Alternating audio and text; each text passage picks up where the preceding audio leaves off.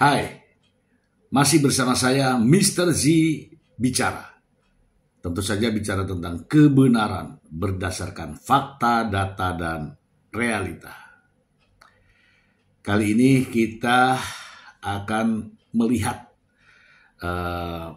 Presiden Prabowo Subianto dalam rencana kunjungan perdananya ke luar negeri ya. Kali ini ke Cina, ke Amerika, ke Brasil dan berbagai negara yang lain ya, tentu saja memiliki misi internasional di tengah-tengah gejolak geopolitik dunia.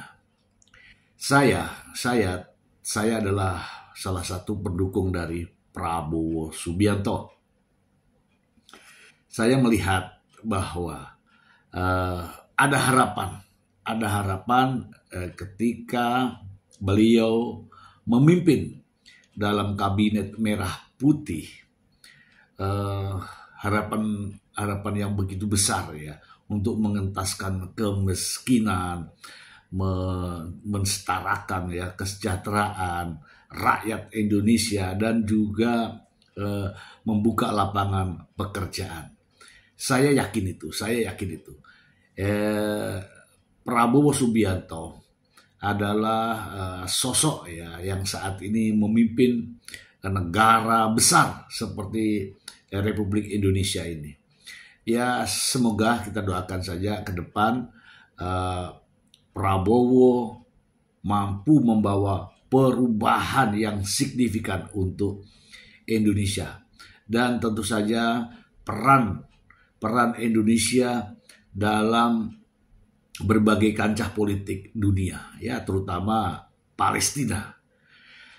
Mari kita simak beberapa tayangan dari rencana keberangkatan Prabowo hingga sampai di Cina. Langsung. Warahmatullahi wabarakatuh. Ini arahannya Prabowo sebelum berangkat. Sekalian, Shalom, Om Swastiastu, Namo Buddhaya. Saudara-saudara sekalian, saudara-saudara sebangsa dan setanah air dimanapun Anda berada,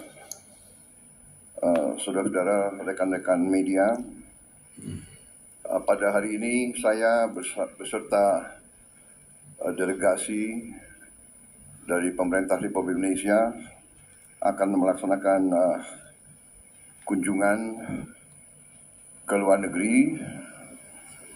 Pertama, memenuhi undangan dari Presiden Republik Rakyat Tiongkok.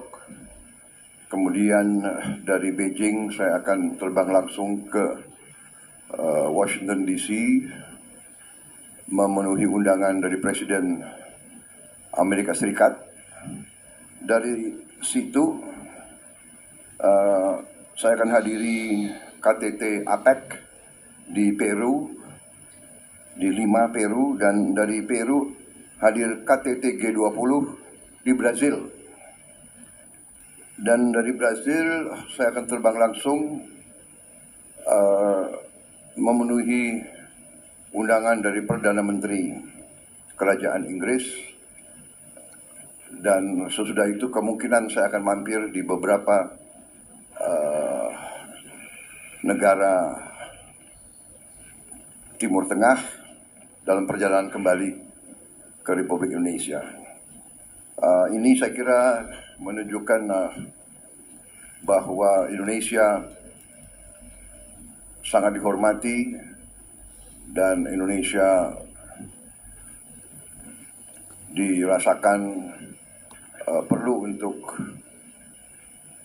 diundang dan diadakan pertemuan-pertemuan bilateral dan multilateral, membicarakan masalah-masalah yang sangat penting bagi keadaan tidak hanya ekonomi, tapi di suasana geopolitik saat ini yang penuh ketegangan. Saya kira peranan Indonesia, sikap Indonesia sangat ditunggu oleh banyak pihak. Bagi presiden tidak ada dalam menegakkan hukum, pemberantasan korupsi dan sebagainya di Indonesia ini, tidak ada lagi istilah dendam politik. Benar-benar disampaikan sama presiden, tidak boleh ada dendam politik. Boleh menegakkan aturan sesuai dengan hati nurani lah, kira-kira begitu. Mari kita simak. Memelihara hubungan yang baik dengan semua pihak. Saya sudah memberi instruksi kepada Wakil Presiden dan Kabinet Merah Putih hal-hal yang digunakan sebagai pedoman. Saya kira tidak ada yang luar biasa, tetapi saya juga memberi petunjuk dalam upaya kita minggu-minggu ini, 1-2 bulan ke depan, kita siapkan benar-benar semua persiapan untuk kita mulai bekerja keras tahun 25 untuk memenuhi program-program yang sudah kita canangkan. Khusus dalam upaya besar kita untuk menciptakan pemerintahan yang bersih dari penyelewengan, bersih dari ketidakefisiensi, bersih dari manipulasi, bersih dari kong kali kong dengan pihak-pihak lain. Saya memberi petunjuk kepada semua pihak dalam pemerintah, terutama Kabinet Merah Putih, untuk bertindak dengan tegas tapi dengan arif, dan tidak boleh ada unsur-unsur politis dalam melaksanakan katakanlah kampanye ini. Harus tegas, harus berani, tapi juga upayanya harus bersih dari muatan-muatan politis dan dari dendam-dendam politik. Yang kita ingin ciptakan adalah suasana pemerintah bersih. Saya kira itu yang ingin saya sampaikan. Saya mohon doa restu, dan saya percaya Wakil Presiden dan semua Kabinet Merah Putih akan menjalankan pemerintahan dengan sebaik-baiknya. Saya kira itu dari saya. Terima kasih. Wassalamualaikum warahmatullahi wabarakatuh. Shalom. Om Santi Santi Santi Om. Namo Buddhaya. Terima kasih. Selamat pagi. Dan suasana nampak adem gitu ya, sejuk gitu. Ketika rencana pemberangkatan ini ya, memang beda. Maksud saya beda adalah cara pembawaan Pak Prabowo ya, adem gitu. Mari kita simak.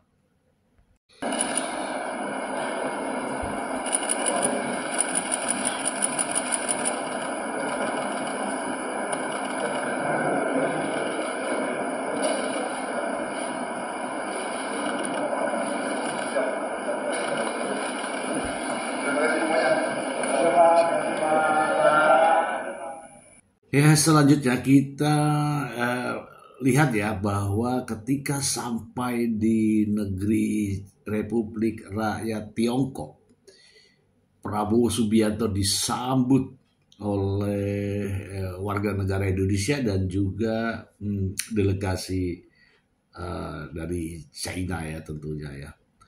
Mari kita simak liputannya.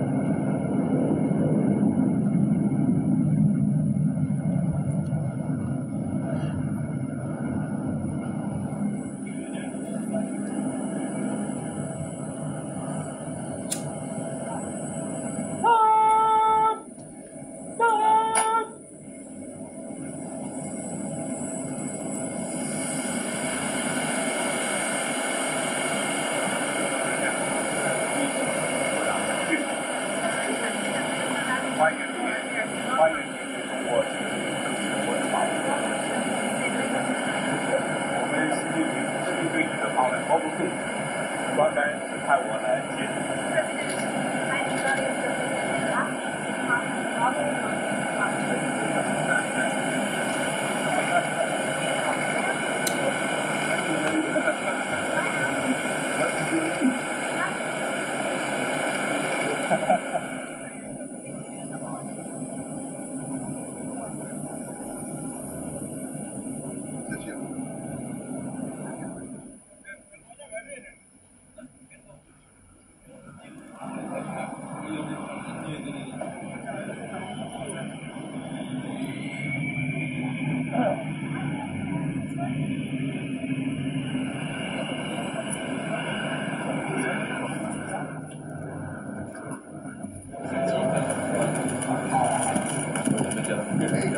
Ketemu lagi.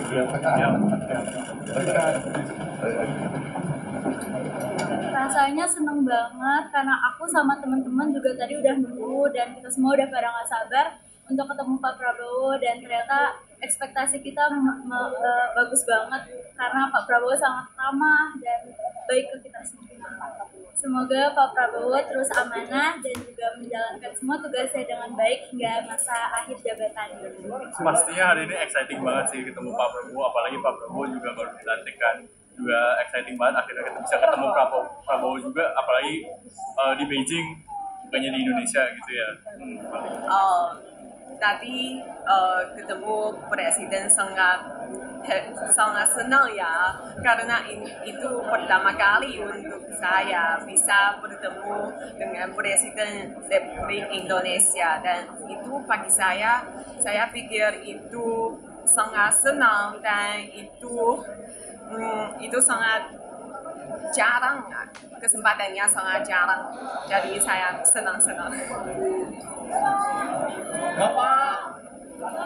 Ya itulah ya teman-teman ya, semoga kunjungan perdana dari Presiden Prabowo Subianto ini membawa dampak yang positif bagi Indonesia khususnya dan bagi dunia pada umumnya.